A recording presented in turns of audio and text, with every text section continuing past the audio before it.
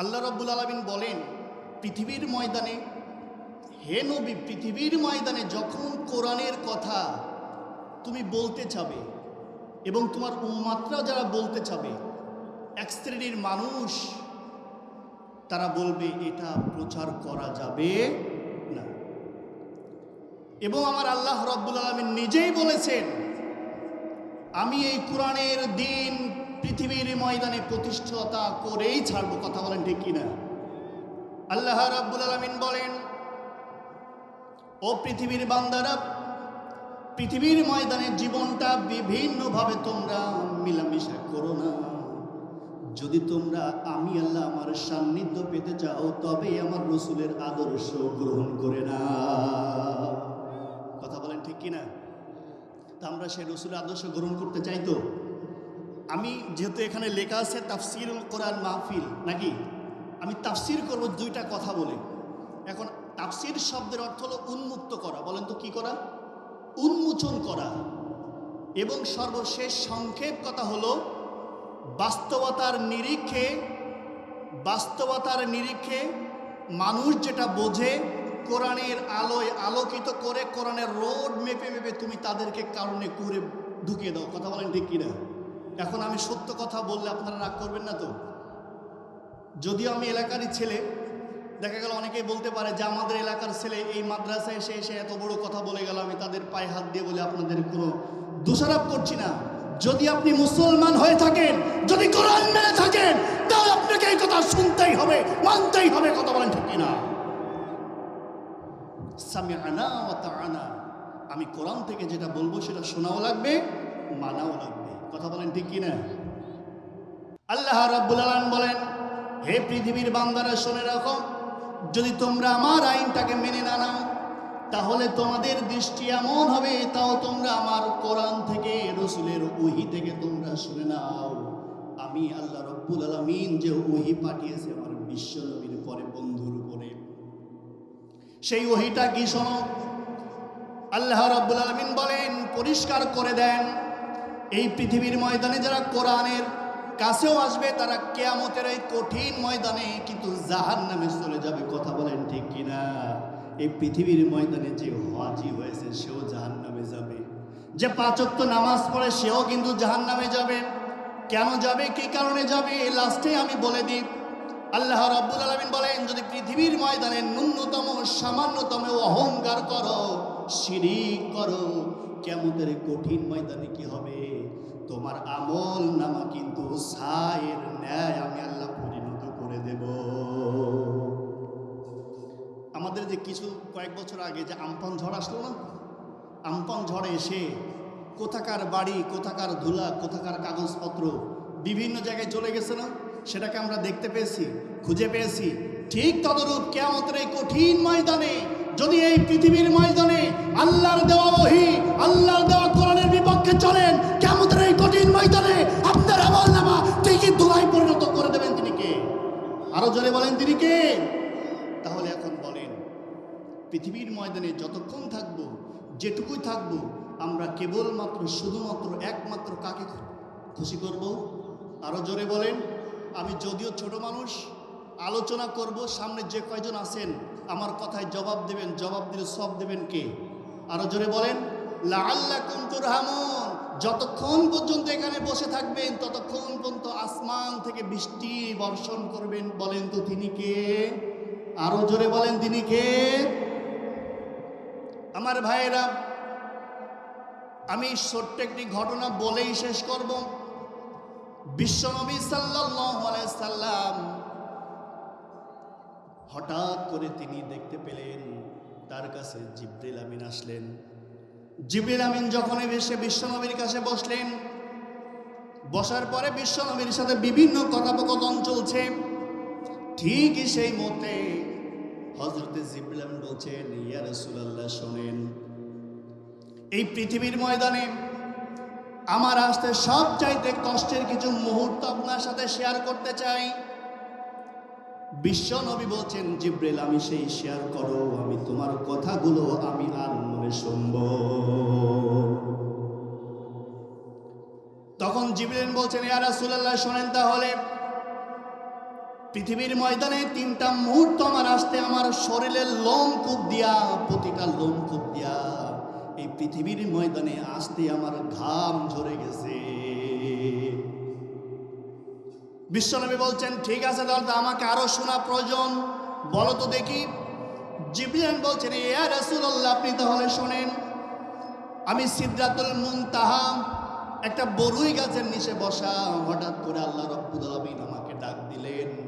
ও আমার ভাইরা, সিদরাতুল মুনতাহা মানে বরুই গাছ। বলেন তো কি গাছ? আরো জোরে বলেন না, কি গাছ? এই বরুই গাছের ফল বিভিন্ন মুফাসসির একরাম লিখেছেন, একটা বরুই ফল হলো অন্তত 40 থেকে 50 মণ। বলেন তো কয় মণ? আরো আসতে বলেন। 40 থেকে 50 মণ। এক একটা পাতা আপনার হাতির কানের ন্যায়।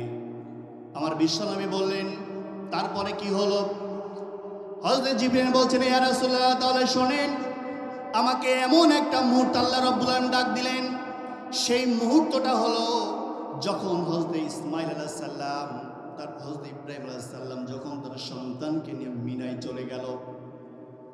ইসমাঈলকে নিয়ে যখন তার পিতা মিনায় চলে গেল তাকে জবাহ করার জন্য, ঠিকই সেই মুহূর্তে আল্লাহ আমাকে কল করলেন। কল করে বললেন, জিবরিল শোনো, তুমি এখনই দৌড় দাও, আমার ইব্রাহিম তার সন্তানকে নিয়ে মিনায় চলে গেছে। জিবরিল বলছেন, ইয়া আল্লাহ, আমি এখন কি করব?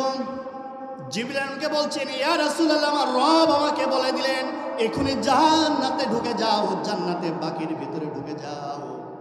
এই জান্নাতে বাকির মধ্য থেকে একটি লোহার টুকরা তুমি নাও। শুধু লোহার টুকরা নিলে হবে না, একটা দুম্বা ওখান থেকে তুমি নাও। এই লোহার টুকরার দুম্বাটাই নিয়ে তুমি এখনই মিনায় চলে যাও, কারণ আমার ইব্রাহিম কিন্তু খেপে গেছে আমাকে সন্তুষ্ট করার জন্য। অতএব ইসমাইলের গলায় যেন ছুরি না চলে। সুবহানাল্লাহ বলবেন না? আমার ভাইয়েরা, তখন রাসূলুল্লাহ সাল্লাল্লাহু আলাইহি সাল্লামের সাথে কথোপকথনে তিনি বলছেন, ইয়া রাসূলুল্লাহ, ওই দিনকে আমি কি করলাম?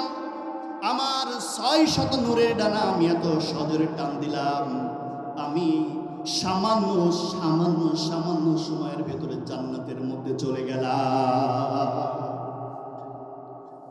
এই জান্নাতের মধ্যে গিয়া সর্বপ্রথম একটি লোহার টুকরা আমি নবী নিলাম, তারপরে একটি দুম্বা নিলাম।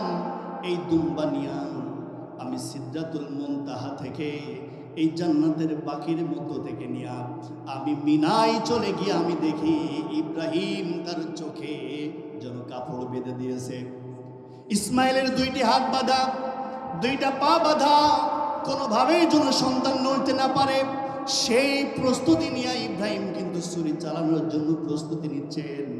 এমন সময় তিনি ছুরি চালাচ্ছেন, কোনোভাবেই যেন ওই ছুরির প্রসের আঘাত ইসমাইলের দিকে না লাগে সেই নির্দেশ ছুরিকে দিয়েছেন। বলেন তো তিনি কে? আরো জোরে বলেন না ভাই, আরো জোরে বলেন না, তিনি কে? সেই আল্লাহ এখন আছে না নাই? সেই আল্লাহ মাজলুমের দিকে আছে না নাই? আমার মনে হয় টেকনাফ থেকে তেতুলিয়া, রূপসা থেকে পাথুরিয়া, সুন্দরবন থেকে বান্দরবন, যতদিন পর্যন্ত আল্লাহর দেওয়া কোরআনের বাণী এই জমিনে থাকবে ততদিন পর্যন্ত কোন স্বৈরাচারের কাছে 1 ইঞ্চি জমিন আমরা ছেড়ে দেব না। কথা বলেন ঠিক কিনা? ইয়া রাসূলুল্লাহ, এই লোহার টুকরা নিয়ে আমি সর্বপ্রথম ছুরির নিচে দিয়ে দিলাম। ছুরির নিচে দিয়া আমি করলাম কি, ইসমাইলকে আমি ওখান থেকে ছুরির মধ্যে থেকে সেভ করে নিলাম। শুধু সেভ করলাম না, ওখান থেকে উড়ানোর পরে আমি তাকে করলাম কি, এই দুম্বাটা তার ছুরির নিচে দিয়ে দিলাম। আর যখনই আমি দুম্বাটা ছুরির নিচে দিয়ে দিলাম, ইব্রাহিমের ছুরির আঘাতে দুম্বা কেটে গেল আর রক্ত ফিনকি মেরে বেড়ে গেল। আর আল্লাহর ইশারায় ইসমাইল তিনি বেঁচে গেলেন। বলেন সুবহানাল্লাহ। এই কথা শোনার পরে আমার নবীজি 2টা চোখ দিয়ে এত সজোরে পানি ঝরছে। আবার জিজ্ঞাসা করছে, জিবরিল, আরেকটা কষ্টের মুহূর্ত বলবা নাকি? হযরত জিবরিল আমিন বলছেন, ইয়া রাসূলুল্লাহ, তাহলে শুনে রাখেন। আরেকটা কষ্টের মুহূর্ত হলো, আমি আবারও সিদরাতুল মুনতাহাতে বসা। ঠিকই সেই মুহূর্তে ইনশাআল্লাহ। ঠিকই সেই মুহূর্তে করলেন কি, ইয়াকুব নবীর ছেলে ইউসুফ আলাইহিস সালামকে তার 10 ভাই কখনো লিখেছে 7 ভাই। আমার ভাইরা সংক্ষেপে বলে দিই, এই ভাই ভাইয়ের মধ্যে শত্রুতা, গন্ডগোল, হট্টগোল কোথা থেকে শুরু আপনাদের বলি। ইউসুফ আলাইহিস সালামকে তার বাবা এত বেশি ভালোবাসে, অন্য ভাইদেরকে দেখে আর সহ্য হয় না। কেন ভালোবাসে আমাদেরকে, কেন ভালোবাসে না, এইগুলো চিন্তা ভাবনা করে ওরা চিন্তা ভাবনা করলো আমার ছোট ভাইকে আমরা যে কোনো ভাবে হোক না কেন দুনিয়া থেকে বিদায় করে দিতে হবে। এই বলে বাবার কাছ থেকে বিদায় নিল বাঘ শিকারের উদ্দেশ্যে। জঙ্গলের ভিতরে সে বড় একটা গুহা, বড় একটা কুয়া, ওই কুয়ার ভিতরে ফেলে দেওয়ার জন্য তারা চিন্তা করেছেন। এখন এই কুয়ার ভিতরে যদি আমরা ফেলে দিই তাহলে আমার বাবাকে কি বলে আমরা প্রমাণ দিব। তার গায়ের সমস্ত পোশাক খুলে ফেললেন। পোশাক খোলা ফেলে এই পোশাকে বন জঙ্গলের মধ্য থেকে একটা প্রাণী মেরে ফেললেন। প্রাণী মেরে ফেলে ওই প্রাণীর যে রক্তগুলো থাকে সেই রক্তগুলো জামার ভিতরে লাগিয়ে নিলেন। এর মধ্যে কিন্তু ইউসুফ আলাইহিস সালামকে কুয়ার ভিতরে ফেলে দিয়েছে। এই মুহূর্তে আমার আল্লাহ রাব্বুল আলামিনকে ডাক দিলাম, ও জিবরিল তুমি কোথায়?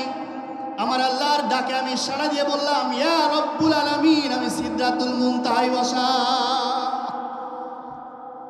এই কথা বলার পরে আমার রব্বুল আলামিন আমাকে বললেন, এখনই চলে যাও তুমি গুহার ভিতরে, কারণ ইউসুফকে তার ভাইয়েরা তাকে মেরে ফেলার জন্য গুহার ভিতরে ফেলে দিয়েছে। খবরদার যেন আমার ইউসুফ নিজ পর্যন্ত না পড়ে যায়। ইয়া রাসূলুল্লাহ, ওই দিনকে আমি এত সজোরে আমার নূরের ডানা টান দিলাম। এত সজোরে টান দেওয়ার পরে আমি গুহার ভিতরে এসে আমার 600 নূরের ডানার পাখা আমি ইউসুফের পায়ের নিচে বিছিয়ে দিলাম। শুধু বিছিয়ে দেয় নাই, ওখান থেকে তাকে উদ্ধার করলাম। ঘটনা অনেক লম্বা। তার গায়ে ছিল না কোনো পোশাক। আল্লাহর কাছে থেকে বললেন, আল্লাহ তার পোশাক কোথায়? একটা মাদুলি আকারে, কিন্তু মাদুলি না ভাই, তার ভেতরে একটা পোশাক ছিল। সেই পোশাকটা ইউসুফকে পরিয়ে আবার সেখান থেকে বের করলেন। তিনি কে? আমার ভাইরা, আমি এতটুকুই বলি, যদি পৃথিবীর ময়দানে আপনি মুসলমান হন তাহলে আপনাকে বিশ্বাস করতে হবে কাকে? আরো জোরে বলেন। পৃথিবীর ময়দানে কোনো নেতাকে বিশ্বাস করলে হবে, কোনো নেত্রীকে বিশ্বাস করলে হবে, কোনো নেতাকে বিশ্বাস করলে হবে, কোনো মস্তানকে বিশ্বাস করলে হবে, কোনো পীরকে বিশ্বাস করলে হবে। যারা পীরকে বিশ্বাস করে এরা জাহান্নামী, জাহান্নামী, জাহান্নামী। কথা বলেন ঠিক কিনা? আমার ভাইরা, যেহেতু সময় খুবই সংক্ষেপ, আমি সর্বশেষ একটা কথা বলি। এই যে 5 আগস্ট চলে গেল না, চলে গেল না, এই 5 আগস্টের আগে আমরা অনেক জায়গায় মাহফিলে গেলে আমাদের বাধা দিত। যারা বাধা দিত, এখন বলেন তো তারা কোরআনের ভাষায় কি আল্লাহর গোলাম হতে পারে? আরও আসতে বলেন কেন? ভয় লাগে? বাড়ি থেকে কি নিয়ত করে এসেছেন এখানে বক্তারা যা বলতে বলে চুপ করে থাকবো, বাড়ি গিয়ে ভাজামুড়ি খাবো, এরকম কিছু? বলেন বলেন। এখন এই যে 5 আগস্ট চলে আসলো, এই বিষয়ে আমার উস্তাদ অধ্যাপক মাওলানা তৈবুর রহমান উনি আজকে আপনাদের দেবে। আর যাদেরকে দেবে আর যাদের কলিজায় লাগবে, বিশ্বাস করবেন দুনিয়ায় সবচাইতে দরদ সন্তান ছাড়া কিছু হতে পারে না। কারণ এই কথা তো আমার নয়, আমার আল্লাহ নিজেই বলেছেন, যারা কোরআনের কথা শুনতে মন চায় না, কোরআনের পথে বাধা দেয়, কোরআনের হক কথাগুলো শুনতে তাদেরকে চুলকানি লাগে, ওরা আমার উম্মত হতে পারে না, ওরা রাসূলের উম্মত হতে পারে না, ওরা আমার গোলামও হতে পারে না। কথা বলেন ঠিক কিনা? আমার ভাইয়েরা, তো এই 5 আগস্টের আগে আমরা বিভিন্ন জায়গায় মাহফিলে গেলে আমাদের বাধা দিত। এখন তার সে বাধা নেই, কিন্তু তারপরেও বাধা আছে।